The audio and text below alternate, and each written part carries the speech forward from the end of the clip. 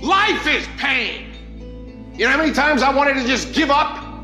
How many times I've thought about ending it? Life is hard. Easy, it's not an option. But it's worth fighting. It's worth believing. It's worth giving yourself a chance. It's worth mustering yourself up, standing up inside yourself. It's worth fighting relentlessly, never giving up. It's worth fighting a good fight. It's worth being around motivated, positive people. It's worth being up-tempo. It's easy to have faith and feel good when you're feeling good and you have no pain and your bills are paid and you got a clean bill of health from the doctor. It's easy to be motivated then. But when that's not the situation, it's hard. When you look in the mirror and you don't see the person that you once saw. It's hard. I know it's hard, but do it hard. You got to go all the f in. When there's a will, there's a way, and there's always a way. When you're committed, you don't care about the facts. You don't care about the odds. You don't care about the opinions of others. The only thing you care about is making it through to the other f***ing side. No matter what it takes. You just got to keep searching, keep fighting, keep hammering, keep failing, keep trying, keep getting back up again, and stop at nothing to reach it.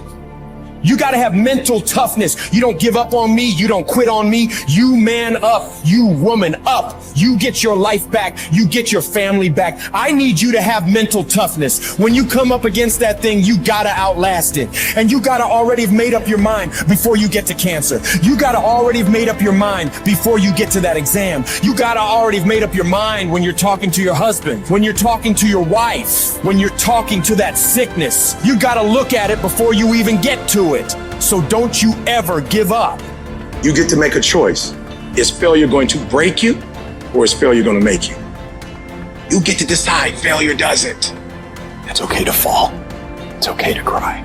It's okay to go home. But quitting should never be an option.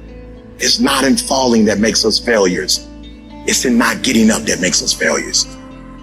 And you get to decide if you get up or you don't get up. I can accept failure. Everyone fails at some point. I cannot accept not trying. I don't feel rejected. I tried. How do you feel rejected when you try? The person who didn't try should feel rejected. The person that didn't try should feel defeated. I tried. I don't feel rejected. I feel good about myself. I don't feel bad. I gave it 120%. You can't never feel bad when you put forth 120%. You can't let the outcomes make you feel whack. I'm not whack. I'm a warrior. I'm a problem solver. I'm not soft. I'm not weak. I don't quit. I don't give up. I don't surrender. I don't always win, but I always try.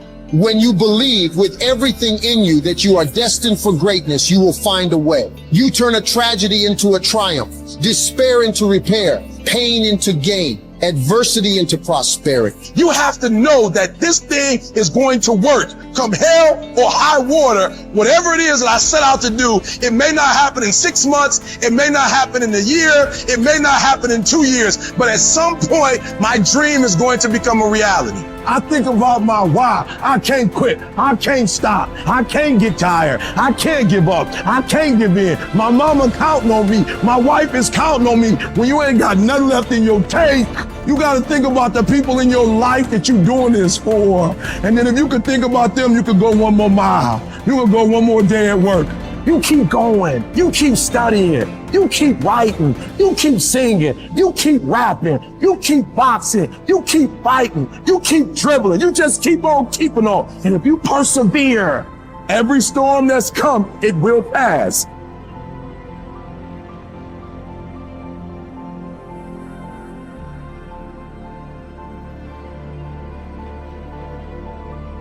Do you know abundance is our birthright? Abundance is our birthright, and everywhere you look, you see abundance. Everywhere you look.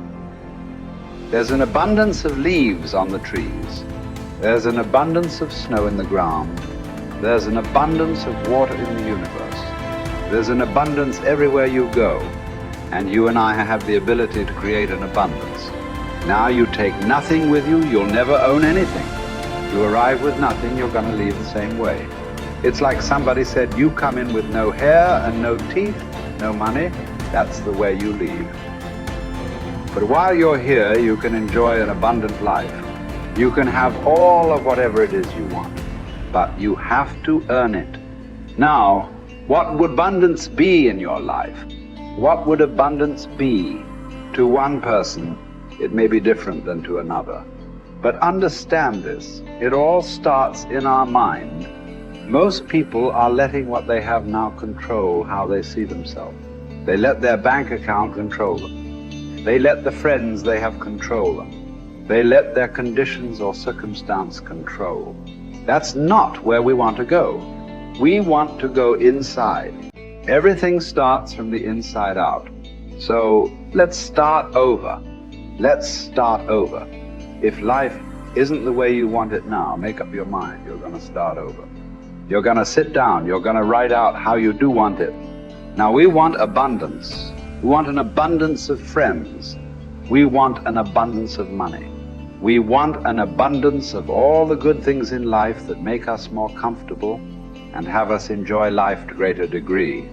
And you know, we can have it, but we've got to understand we can have it.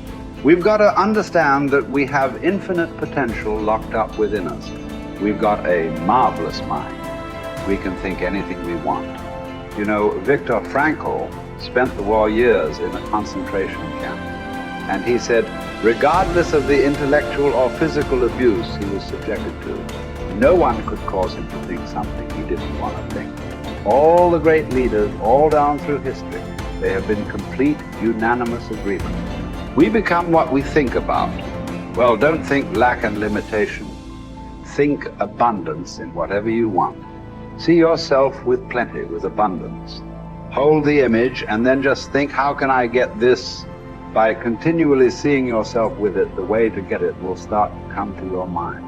You will attract whatever you need because you're getting on an abundant frequency and it'll all start coming into your life. As you move towards it, it'll come towards you. Abundance, it's your birthright. You've got to decide on it. Enjoy it. You know, if you can survive the temporary pain in your life, and all pain is temporary, if you can survive the temporary, on the other side of temporary pain, you meet another version of yourself, another insight about yourself. And that's why it's so important to grow as a person, because the more we grow and become a new person, we can help those that used to be like us. And that's why you and I are so addicted to growing and learning, and we're curious, because if you used to be a broken person and you no longer are quite as broken, you can help broken people. If you used to be broke financially and you no longer are, you can help people. Whatever you do for a living, at one time you didn't know about it and now you do. You can help those who need to know about it. And so you're immensely qualified if you understand the power of doing one more. 95% of people have an operating system in their mind where they operate out of history and memory. 5% of humans operate out of vision and imagination. So the reason we're so much happier, I believe, when we're children is we have no history and memory. So we operate out of imagination and dreams and vision. But at some age, some people it's 5 years old, some it's 8, some it's 18, some it's 28. They create a history, and that history then becomes the operating system. So even if they take on a new behavior or tactic, they're operating out of a pattern of thought and belief that's historic and memory-based. And so the number one thing I would say is begin to operate out of your imagination again, out of your vision again. Create from that place. If you create from that place, now you're not tied to the result in that moment. You're giving yourself space to imagine and create something new in your life. You're the product of who you hang around. Wow. How do I know if they serve me or not? Here's one way to just deduce this, because they could be beautiful people who care about you, and they might even support you. But when you're with them, what are you ever have those friends you're with them, you're like, you remember when, you remember that party, remember that thing? Yeah. And if your friends are constantly bringing you to the filtration system of memory and history all the time, think this through.